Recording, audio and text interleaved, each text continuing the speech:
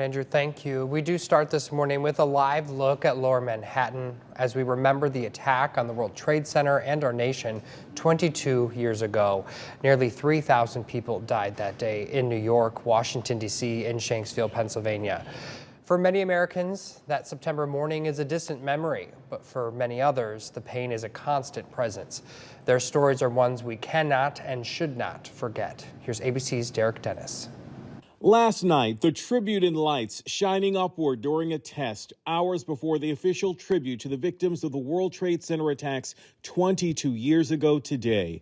Robert Gray worked for NORAD that day, monitoring U.S. airspace. He visited the World Trade Center site last night. As we walked into this area, it made me start to weep.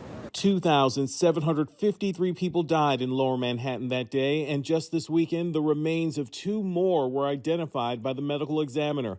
40% of those lost are still unidentified. We saw this plane flying at a very low altitude, extremely fast, but was so low I could read on the fuselage the word American. Joe Pfeiffer was the first fire chief on the scene. His job sending firefighters in to save lives, including his own brother, Kevin. I ordered him, as I ordered many of my other fire officers, to take their unit and go upstairs to evacuate the building. Kevin died in the collapse of the towers, but many others were saved by the men and women who rushed into those buildings, knowing they might not come out alive.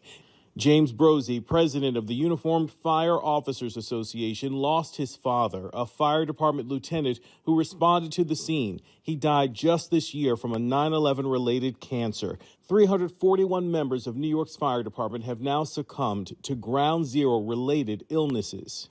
Unfortunately, the exposure of that day and the days that followed during the rescue and recovery efforts have really started to take its toll. My brother was also in the collapse at the time. He has some other debilitating side effects from that exposure as well. For Robert Gray, reflecting at the site last night, the lesson 22 years later is this: We need to be ready for anything.